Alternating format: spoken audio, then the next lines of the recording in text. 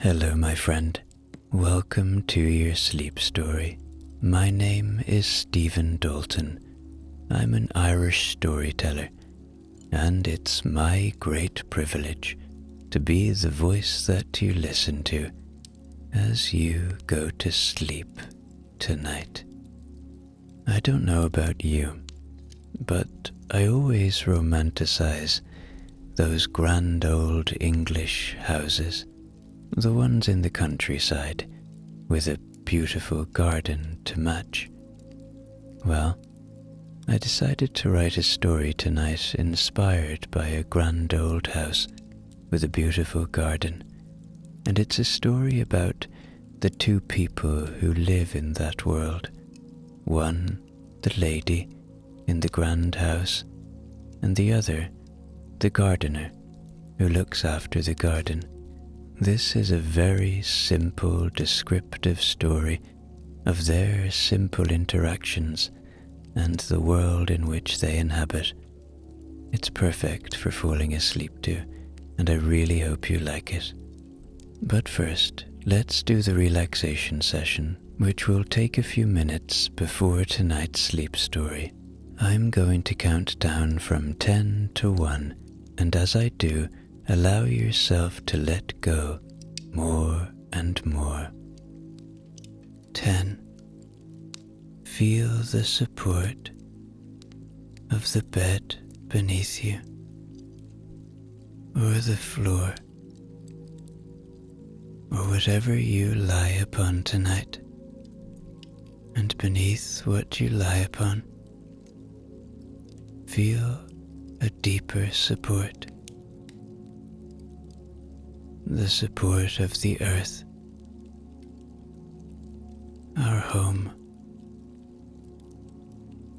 our constant support. And as you become aware of that support, see if you can sink into this moment a little more now. Just let go. A little more now.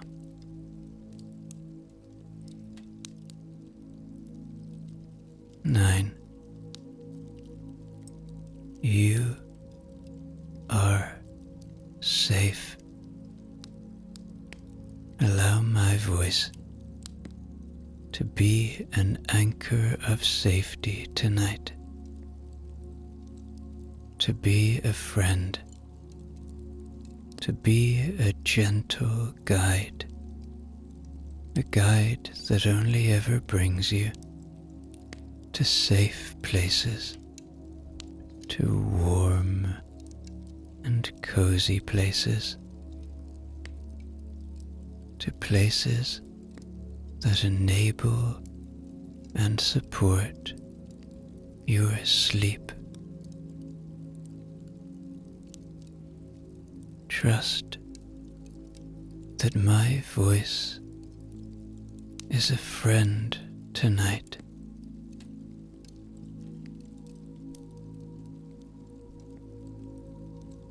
Eight.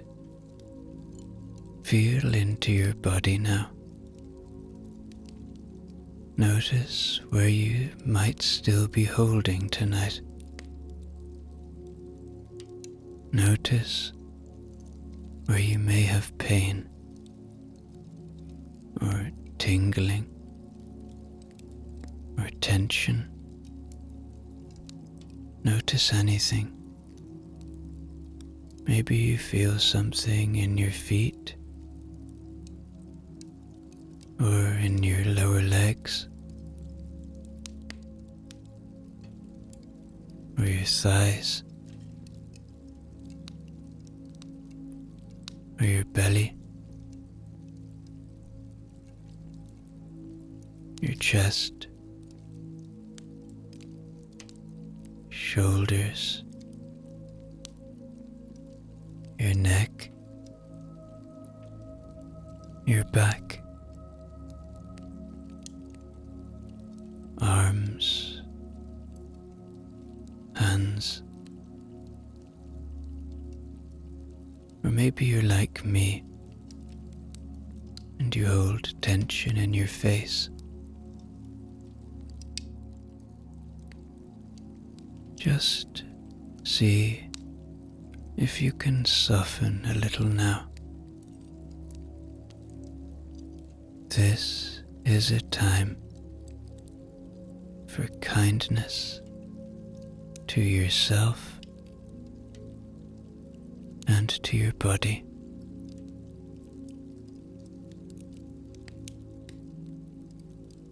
Seven. The day is done. Whatever has been, has been. Whatever will be, will be. But right now, all you have is this moment.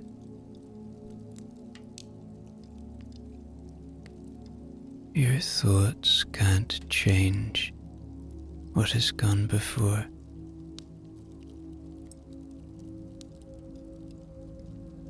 Your thoughts can't change what will come tomorrow.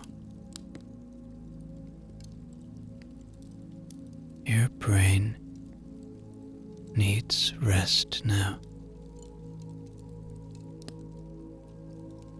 So, as thoughts come and go now, don't fight them. Don't chase them away.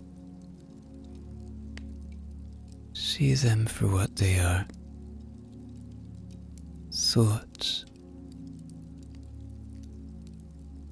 Then just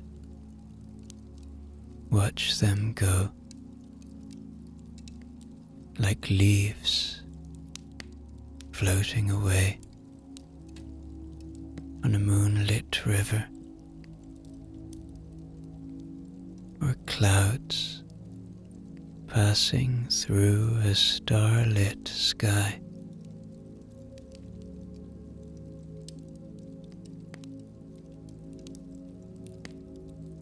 Six. This is your moment. This is your time.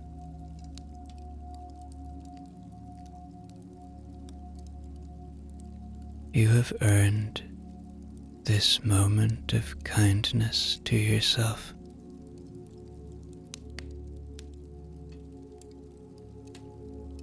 You deserve to have peace in your life. We all do. So, as you become aware of that fact, as you come to the understanding that we all deserve peace, see if you can settle into this moment a little more now, letting your body know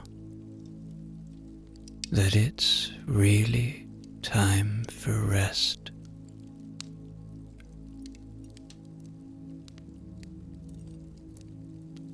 Five. Peace lives within you. It is a constant friend, waiting to be found, waiting to be felt. Where does it live within you?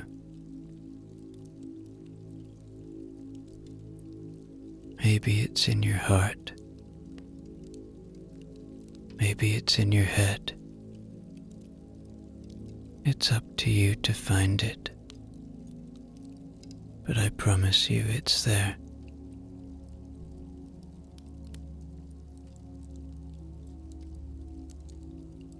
Four. Perhaps allow a little gratitude now. gratitude for the simple things, for your body,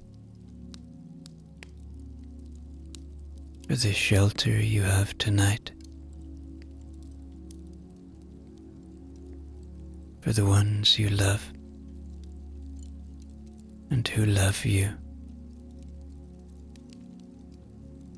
for the beauty and wonder of this world, of this planet, that you can find when you look for it.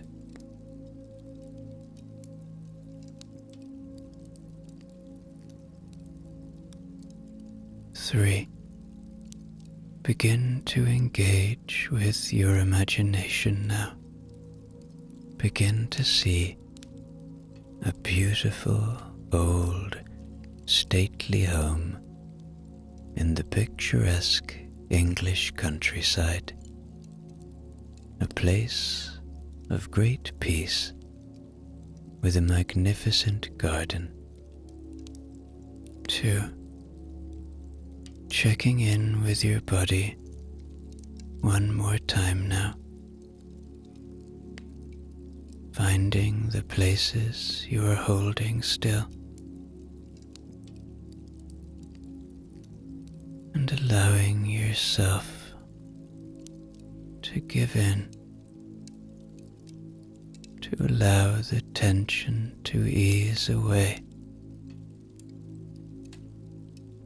Your body has worked hard for you today. It's time to give it rest. And 1. Completely letting go now. As I tell you tonight's sleep story. Ashworth Hall stood in a shallow valley 2 miles east of Frome, in that part of Somerset where the hills are gentle enough that you could walk all day and never feel you had climbed anything worth mentioning. The house itself was Jacobean, or mostly so. The east wing had been added in 1740 by a Cavendish who had married into the family and brought with him a modest fortune and an immodest fondness for Palladian windows. The result was a building that looked, from certain angles, as though 2 houses of quite different temperaments had been pushed together and told to get along. They had managed it, more or less, for nearly 2 centuries. The gardens were another matter entirely. They had been laid out in 1802 by a man named Harding, whose name appeared in none of the important horticultural histories, but whose work, if you happened to see it on a Tuesday afternoon in late June, would make you stand still for a moment and forget whatever you had been thinking about. The walled garden alone covered just over an acre. Inside its red brick perimeter, which stood 8 feet tall and was warm to the touch on summer evenings, Harding had arranged a series of borders and paths that gave the impression of great complexity, while following, in truth, a rather simple geometric pattern. This was his particular talent. He made simple things look considered, and considered things look inevitable. By the autumn of 1928, these gardens belonged, in the legal sense, to Lady Constance Ashworth, who was 73 years old and had lived in the house since her marriage in 1879.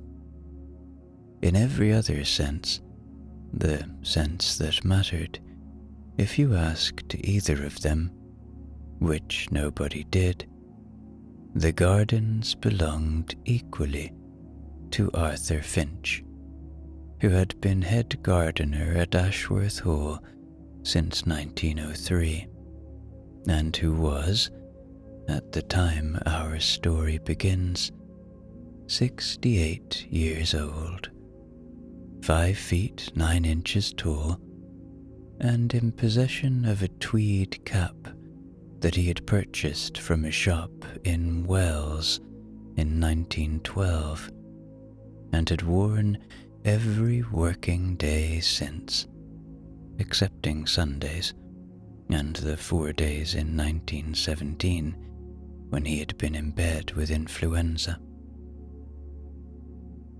Arthur arrived at the walled garden each morning at 6:20. He had done this for 25 years, and in that time the routine had varied so little that the blackbirds on the south wall had come to associate his appearance with the turning of soil and the exposure of worms, and would gather on the coping stones in a line, watching him with the patient expectation of creatures who have learned that punctuality in a gardener is a reliable virtue. He would begin, always, with the glass house. This was a lean-to structure against the north wall, built in 1856 and repaired in 1899 and again in 1921, when a fallen branch had taken out 3 panes and bent the ridge bar. Inside, it smelled of warm earth and tomato leaves, and the particular mustiness of terracotta pots that have been stacked in the same place for decades. Arthur kept his seedlings here, and his cuttings, and a brown enamel teapot that he filled from a kettle heated on a small paraffin stove. The teapot had a chip on the spout that he had been meaning to mention to someone since 1914. He had not yet found the right moment. Lady Constance, for her part, did not come to the walled garden in the mornings. She had a view of it from the window of her sitting room on the first floor, and she would sometimes stand there for a few minutes after breakfast, watching Arthur move between the beds with his wheelbarrow. But she would not have described this as watching him exactly. She would have said she was looking at the garden. Arthur, had he been aware of it, would have said nothing at all, because he was not in the habit of commenting on things that did not require comment. The arrangement had begun in the winter of 1923, during a week of frost so severe that the fountain in the courtyard had frozen solid, and the water pipes in the east wing had burst, filling the old billiard room with 3 inches of very cold water.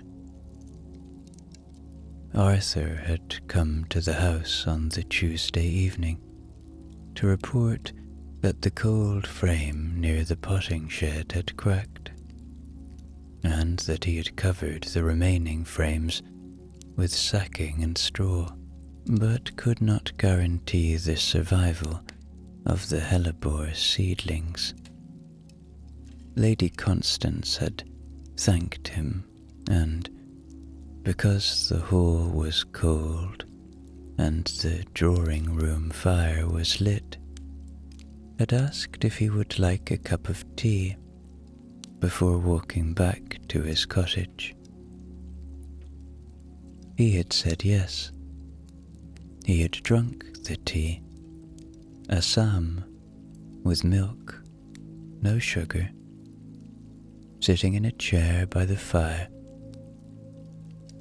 while Lady Constance sat in the other chair, and neither of them spoke for the first 7 minutes.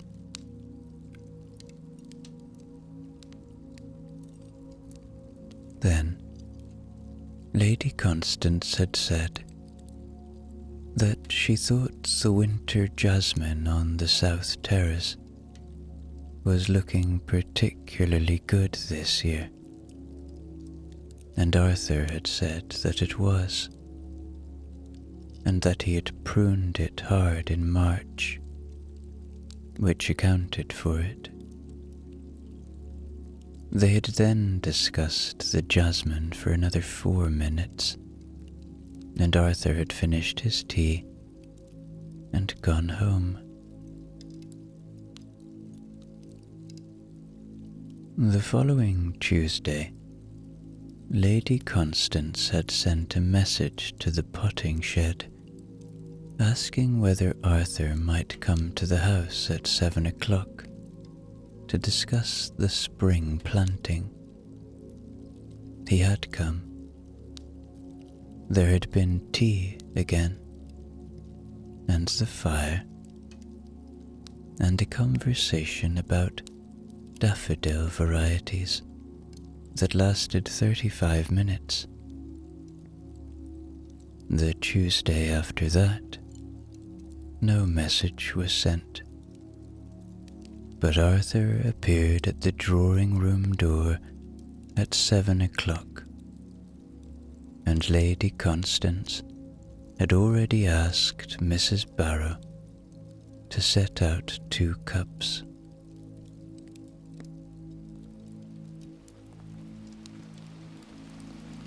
By 1928, these Tuesday evenings had been running for 5 years without interruption, excepting the week in August 1925, when Lady Constance had been visiting her sister in Dorset, and the week in February 1926, when Arthur had been treating a case of black spot in the rose garden that had required his attention until well after dark. On that occasion, he had sent word via the kitchen boy that he would not be able to attend, and Lady Constance had replied via the same boy that she quite understood and hoped the roses would recover. They had. The conversations followed a pattern, though neither of them would have acknowledged this. They began with the garden, whatever was flowering, whatever had died, whatever needed doing before the weather turned. This portion occupied the first 20 minutes. Then there would be a pause, during which Arthur would look at the fire, and Lady Constance would look at her hands, and then one of them would mention something else. The house, perhaps, or the village, or something one of them had read in the newspaper. Though Arthur took only the Western Gazette, and Lady Constance took the Times, so their frames of reference did not always overlap.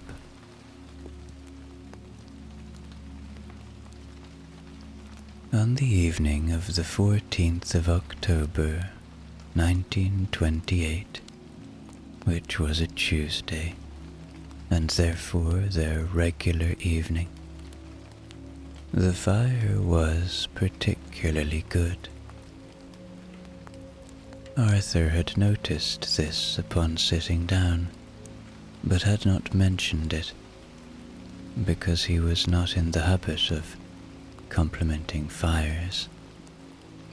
Lady Constance had built it herself, using 3 logs of ash and 1 of beech that she had selected from the log store by the back door, carrying them in, one at a time, because the beech log was heavier than she had expected. She had not mentioned this either. They had covered the dahlias, which were finished, the state of the yew hedge on the east boundary, which needed cutting, but could wait until November, and the question of whether to plant tulips in the long border, or confine them to the beds by the terrace steps, as had been the custom in previous years. Arthur favoured the long border. Lady Constance inclined towards the terrace. They agreed to plant both and see which looked better, a compromise that had served them well on at least 9 previous occasions.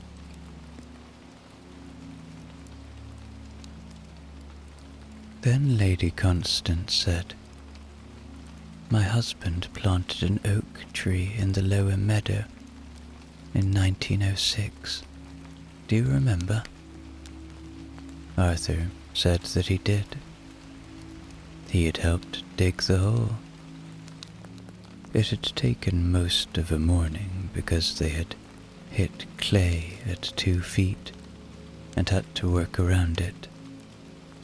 Sir Edward had stood nearby and offered encouragement, which had consisted mainly of recalling the dimensions of various holes he had seen dug during his time in India. The tree was now 22 years old and had reached a height of approximately 40 feet, which Arthur considered respectable for an English oak on heavy soil. He was very particular about where it went, Lady Constance said.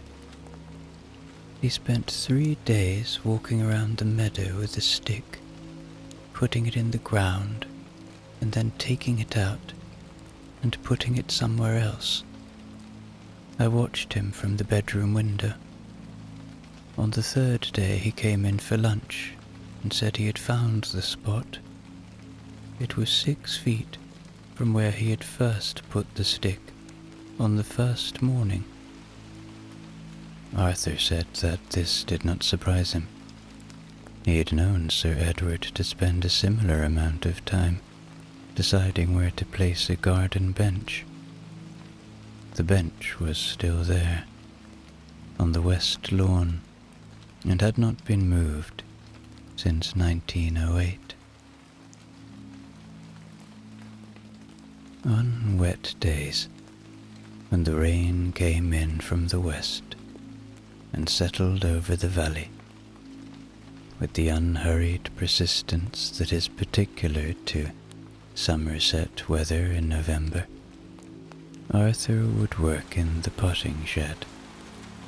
The shed stood behind the walled garden, between the compost heaps and the cold frames, and it contained, among other things, 14 clay pots of various sizes, a ball of green twine purchased in 1919, a pair of leather gloves that had belonged to the previous head gardener and were now too stiff to wear, but too good to throw away, a wooden trug with one broken handle, and a calendar from 1924 that Arthur had kept on the wall because he liked the picture, which showed a border of delphiniums at Hidcote Manor in Gloucestershire.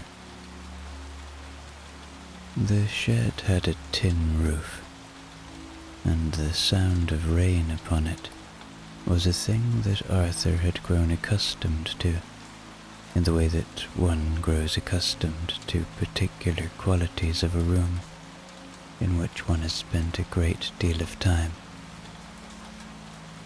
He could tell, without looking up from his work, whether the rain was light or heavy, whether it was coming from the south or the west, and whether it was likely to stop before 4 o'clock, which was the time he usually went home. His accuracy in this regard was considerable. In the 25 years he had worked at Ashworth Hall, he had been caught without his coat in the rain on only 3 occasions, and one of those had been deliberate, because the sweet peas had needed watering, and the rain had seemed the most efficient method. Lady Constance came to the potting shed on the afternoon of the 11th of November 1929. This was unusual. She had visited the potting shed perhaps 4 times in the previous decade, and on each occasion it had been to deliver a message that could have been sent by one of the household staff, but that she had, for reasons she did not examine, chosen to deliver herself. On this afternoon, she appeared in the doorway, wearing a dark green mackintosh and a pair of galoshes that had belonged to her husband and were 2 sizes too large. Her umbrella was black, and she held it at a slight angle, as though the rain were coming not from above, but from somewhere to her left, which in fact it was. "I have been reading about camellias," she said. Arthur was repotting a fuchsia, and did not look up immediately, which was not rudeness, but concentration. He finished pressing the soil around the roots, set the pot on the bench, wiped his hands on his trousers, and said, "Camellias?" Lady Constance said, "Yes." She had been reading an article in Country Life about a garden in Cornwall where camellias grew to a height of 20 feet and flowered in February, and she wondered whether they might try one at Ashworth. Arthur considered this. He said that the soil was wrong.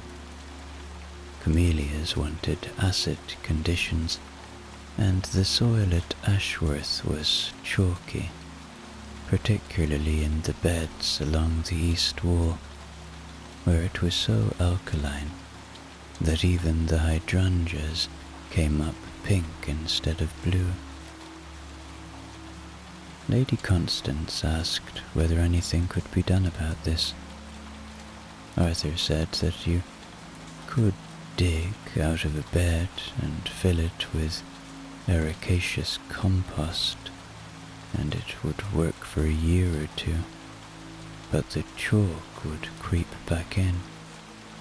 That was the nature of chalk. She asked whether he had grown camellias before. He said that he had, once, at a house in Devon, where he had worked briefly in 1899 before coming to Ashworth.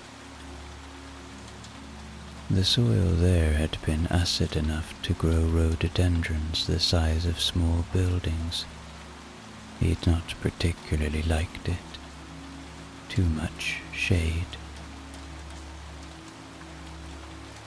They stood in the potting shed for 20 minutes while the rain continued.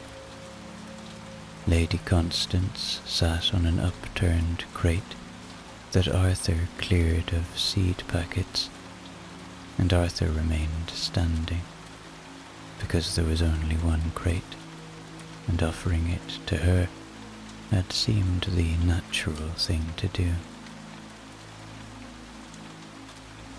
They discussed camellias, then rhododendrons, then the general question of what could and could not be grown in Somerset, which led them, by a route that neither of them could afterwards have traced exactly, to the subject of Arthur's time in Devon, and then to his childhood in Wiltshire, and then to the fact that he had once, in 1896, considered emigrating to New Zealand, where his uncle had a farm near Christchurch. Lady Constance asked why he had decided against New Zealand. Arthur said that he had received a letter from his uncle describing the garden, which had consisted mainly of a vegetable patch and a macrocarpa hedge, and it felt that this was insufficient. Lady Constance said she thought that was a perfectly sound reason.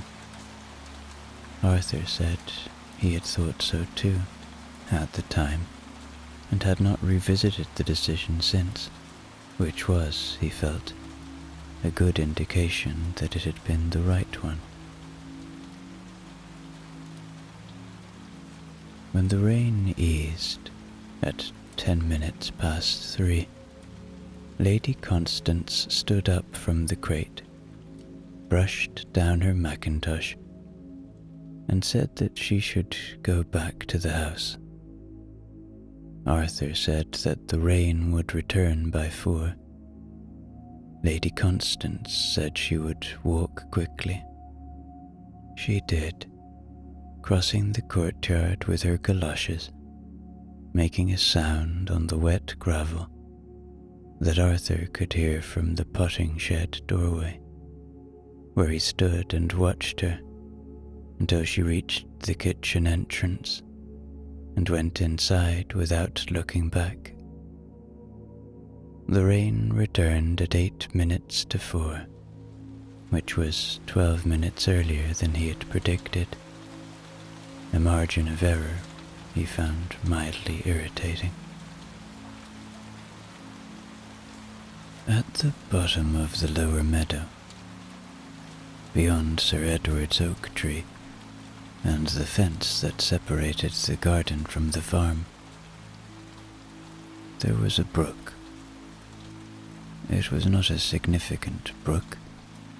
It did not appear on any map that Arthur had seen, and it had no name, or none that anyone could remember.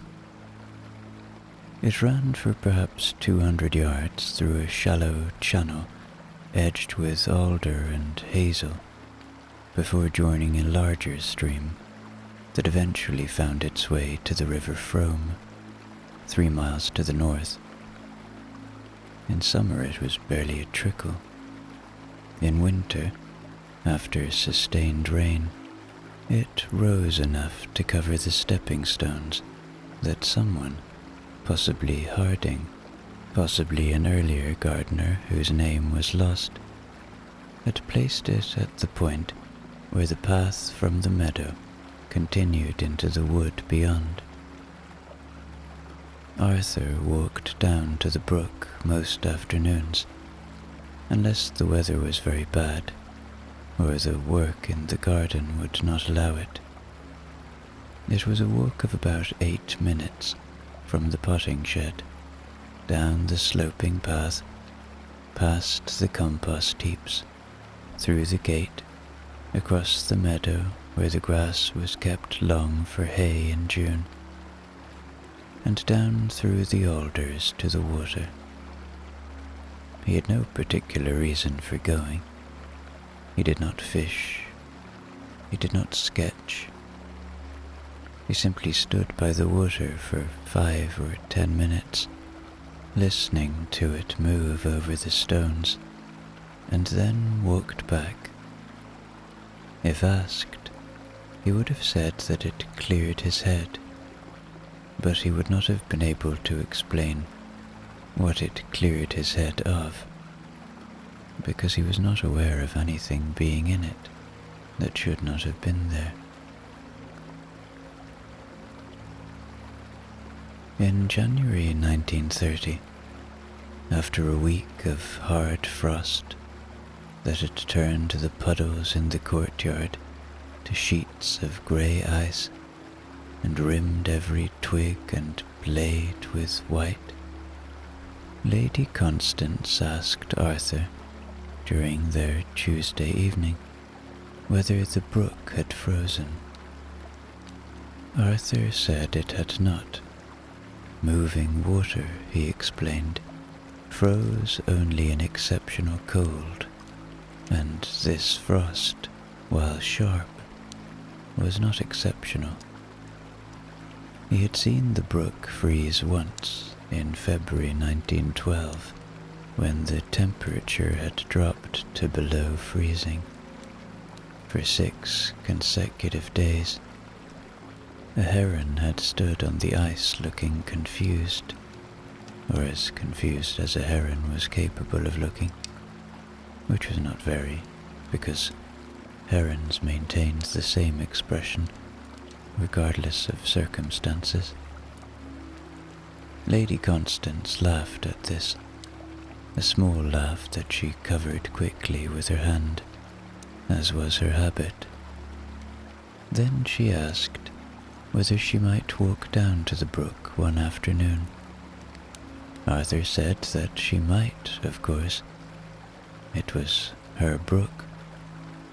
She said that she had not been down there in some years, since before the war, she thought, or possibly during it. She could not quite remember. She asked whether the path was manageable. Arthur said it was, if she wore sensible shoes. He suggested the galoshes. She said she would. They walked to the brook the following Thursday afternoon, which was dry and cold, with a sky the colour of pewter, and a stillness in the air that made every sound. Their footsteps, the creak of the gate, the distant bark of a dog on the neighbouring farm.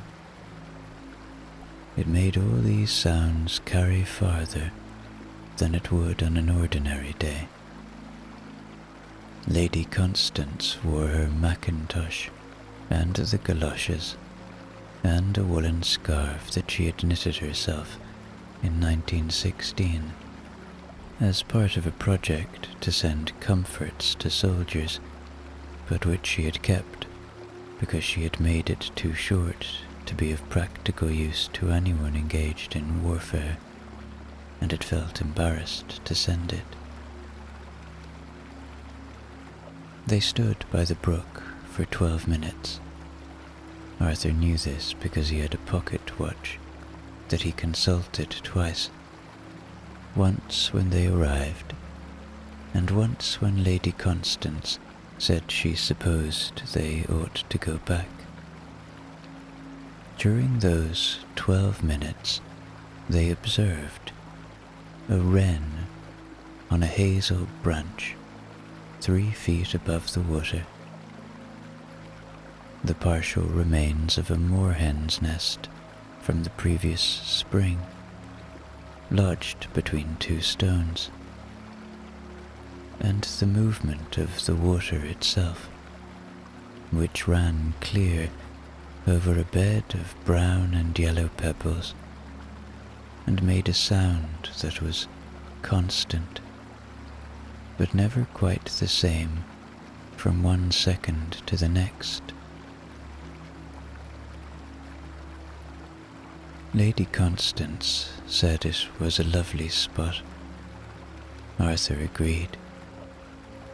She said she did not know why she had not come down more often. Arthur said that there was no particular reason to come, which was, he thought, the best reason for coming. Lady Constance considered this. She said she thought he was probably right. They walked back to the house in the fading light, their breath visible in the cold air, and parted at the kitchen garden gate, where Arthur turned left towards the potting shed, and Lady Constance continued along the path to the house. Neither of them said goodbye, because goodbye was not a word they used with each other. Arthur simply touched the brim of his cap, and Lady Constance nodded, and that was sufficient. The storm came on the night of the 17th of September, 1931, a Thursday. Arthur had seen it coming. The barometric pressure had been falling since Monday, and the swallows, which usually stayed until the end of the month, had gone south 3 weeks early, which Arthur considered significant, because swallows, in his experience, were better forecasters than the meteorological office, whose predictions he read in the Western Gazette each Saturday, and found accurate roughly half the time, which was the same accuracy you would achieve by tossing a coin, and considerably less effort. The storm arrived at 9:30 in the evening. Arthur was in his cottage, which stood at the end of the lane behind the stables, a small stone building of 4 rooms that had housed Ashworth's head gardeners since 1830, when the previous arrangement of lodging the gardener above the tack room had been abandoned after a horse kicked through the ceiling. He was reading a book about pruning fruit trees, written by a man from Kent, whose opinions on the training of espalier pears Arthur considered broadly sound, but occasionally reckless. The first clap of thunder made the windows rattle and caused the cat, a tabby named Patch, who had arrived uninvited in 1927 and stayed, to leave her position on the hearth rug and move under the kitchen table, where she remained for the next 3 hours. Arthur put on his coat and boots and went out. He did this without thinking about it, in the same way that he got up each morning without thinking about it, because there were things in a garden that could not be left to fend for themselves in a storm, and the glass house was one of them. The rain was heavy enough to soak through his coat before he reached the walled garden. The wind was coming from the southwest, which meant it was hitting the glass house broadside, and when he arrived, he found one pane already cracked, and the door, which he had latched that afternoon, swinging open and banging against the frame with each gust. He secured the door, braced the cracked pane with a piece of board from the potting shed, and checked the cold frames, 2 of which he covered with additional sacking, weighted down with bricks. This took 40 minutes. By the time he had finished, the rain had intensified to a degree that made walking upright feel like a negotiation with a force that had no interest in compromise. He was making his way back across the courtyard when he saw a light in the drawing-room window of the main house, and the shape of someone standing there, looking out.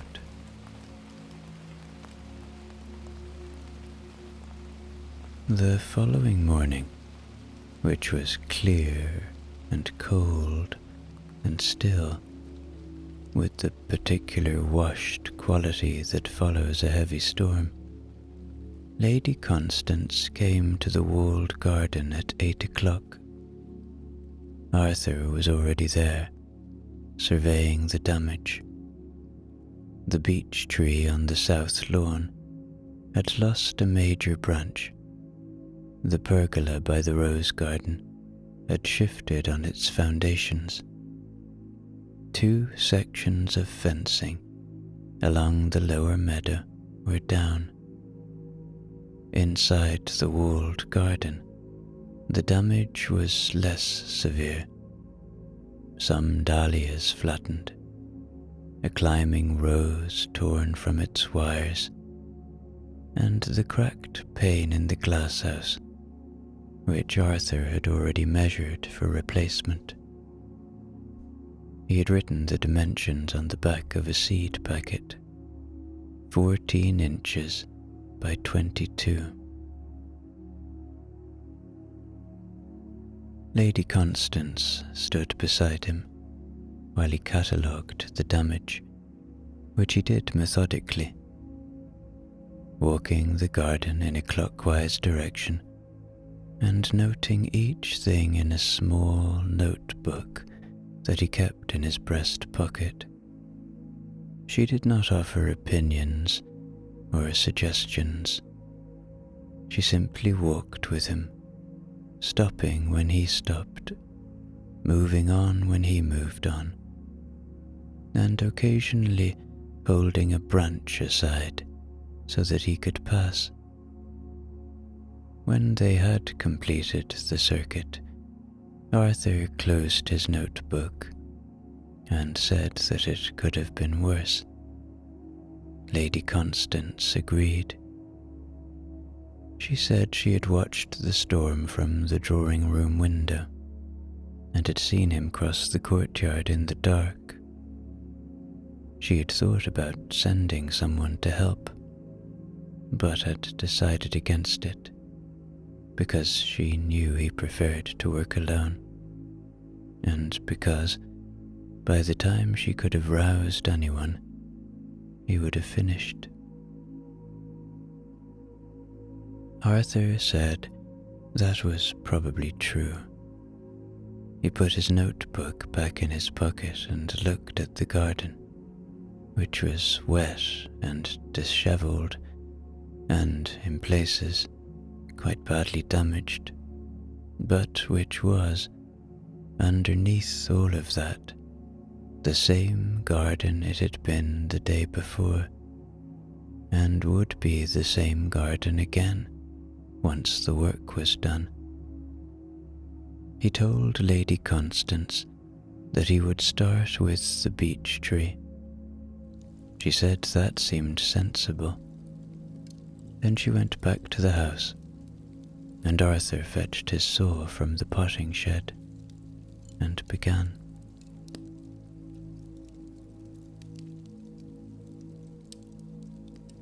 The Tuesday evenings continued.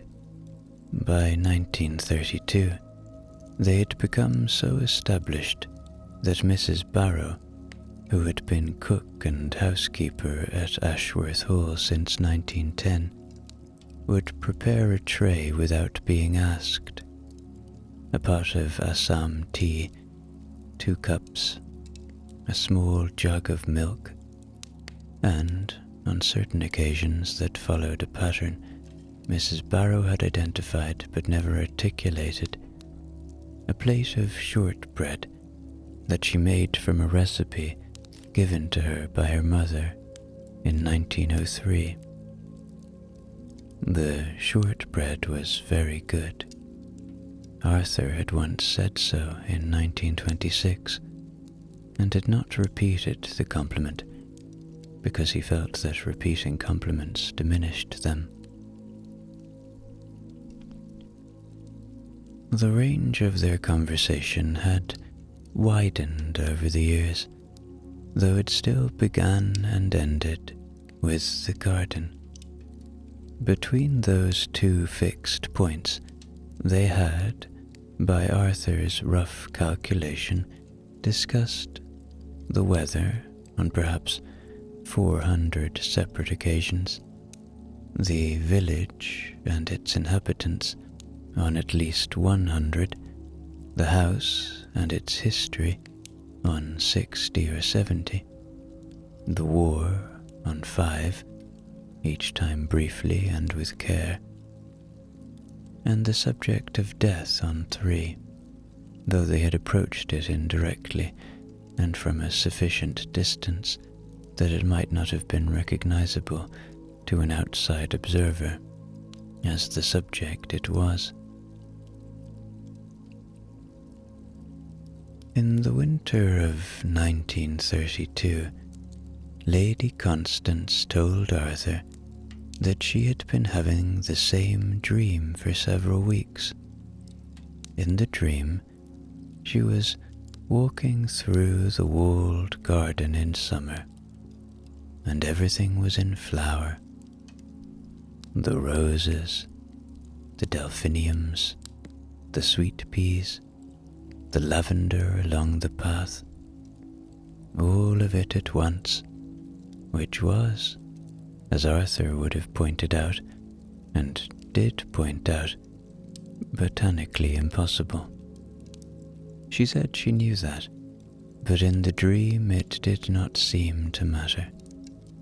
She would walk through the garden, and everything would be in bloom, and the air would be warm and very still, and she would have the feeling, she struggled to describe it, and Arthur waited while she struggled, that everything was exactly as it should be. Then she would wake up. Arthur said he thought that sounded like a good dream. Lady Constance said it was. She said it was the best dream she had ever had, and she was sorry each time it ended.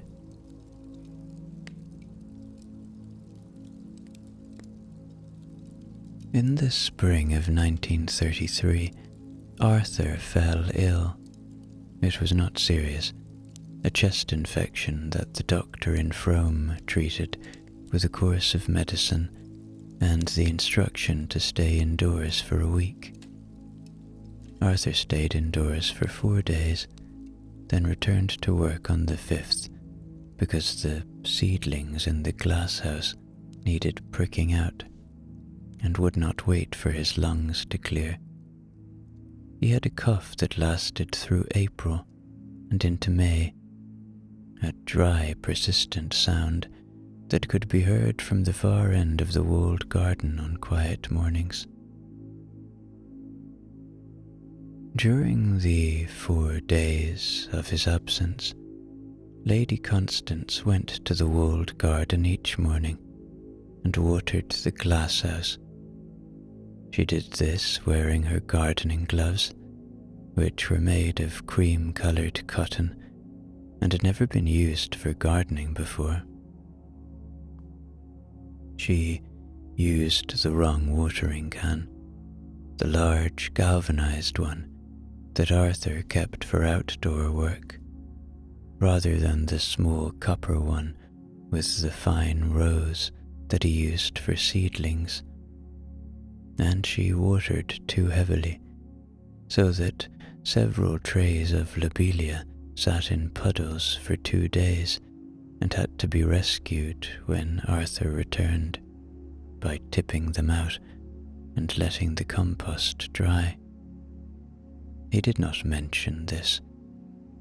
He noticed it and corrected it and said nothing, and Lady Constance did not mention that she had done the watering, and so the matter was settled without either of them having to navigate the awkwardness of gratitude or apology, which were, in their experience, equally uncomfortable.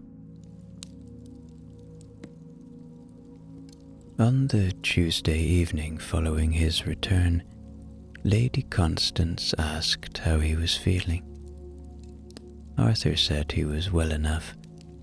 She said she was glad.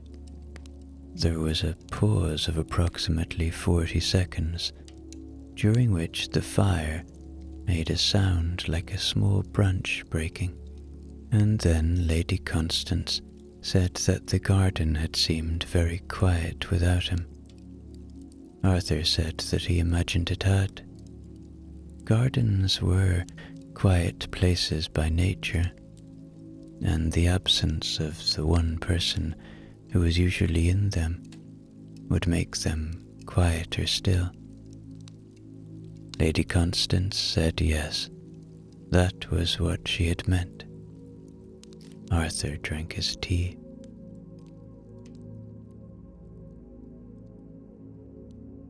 The summer of 1934 was warm.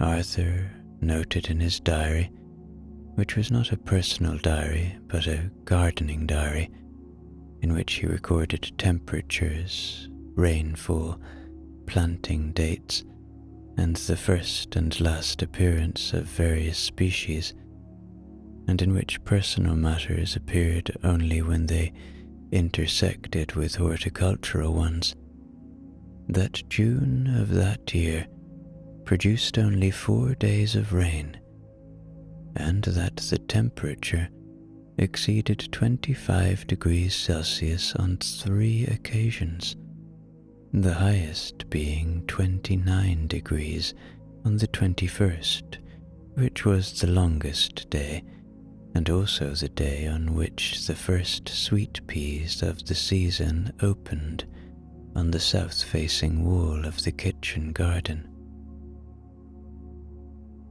They were a variety called Painted Lady, which Arthur had grown every year since 1905, and which produced flowers in 2 colours, pale pink and white, and had a scent that he considered the best of all the sweet peas he had tried, and he had tried, by his own count, 37 varieties.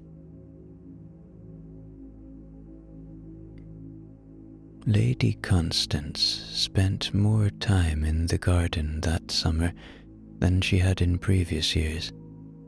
She would come out after breakfast at around 9:30 and sit on the bench by the south wall, Sir Edward's bench, the one that had not been moved since 1908, with a book that she would read for a while and then set down on the armrest and leave while she watched Arthur work.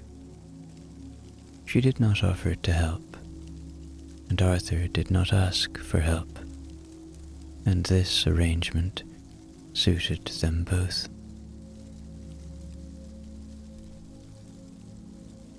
On the afternoon of the 14th of August, which was a Wednesday, Arthur was staking the dahlias in the long border when Lady Constance came out with 2 glasses of lemonade on a small tray. She set the tray on the bench and brought 1 glass to Arthur, who thanked her and drank half of it without stopping. It was very good lemonade. She had made it herself that morning, using lemons from the tree in the conservatory, which was the one part of the garden that Arthur had no involvement with, because Lady Constance looked after the conservatory plants personally, a division of responsibility that had been established without discussion in approximately 1910 and had never been questioned.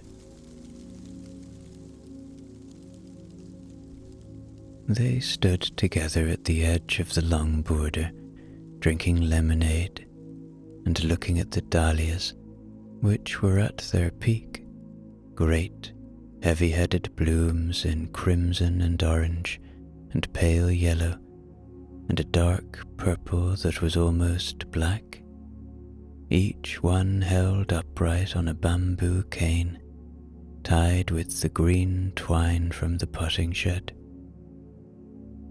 Lady Constance said that she thought the border had never looked better. Arthur said he thought she might be right. He said the variety called Bishop of Llandaff was particularly good this year, owing to the dry weather, because dahlias disliked wet feet. Lady Constance said she could sympathize with that. Arthur said nothing, because the remark did not seem to require a response. They finished their lemonade. Lady Constance took the glasses back to the house. Arthur returned to his staking.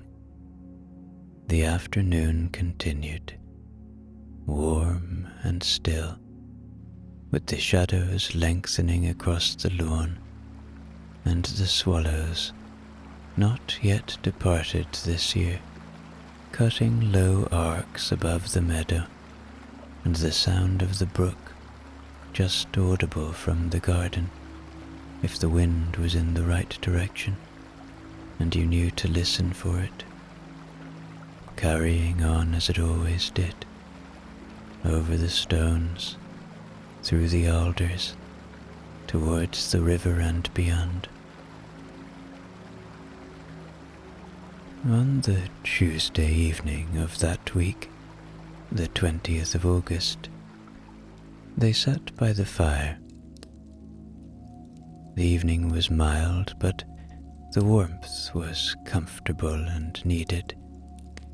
Mrs. Barrow had brought the tray at 7 o'clock as usual. The shortbread was present, which meant, according to the pattern that Mrs. Barrow maintained, that something about the week had warranted it, though what that something was remained, as always, her own affair. Lady Constance asked Arthur whether he had ever thought about retiring. He said he had not. She asked whether he might one day. He said he supposed he would have to eventually, but that he had no plans.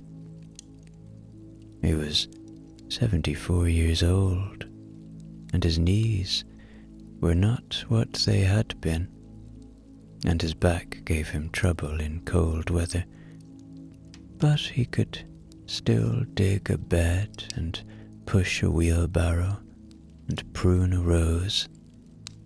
and as long as he could do those things, he did not see the point of stopping. Lady Constance said she was glad to hear it. Arthur said he imagined she was. There was a silence.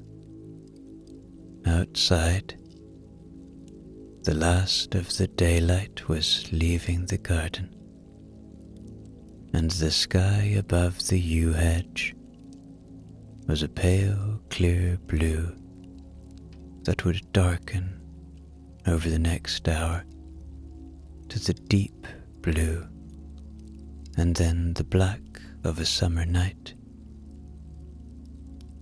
A moth came in through the open window and circled the lamp on the table between their chairs. Arthur watched it.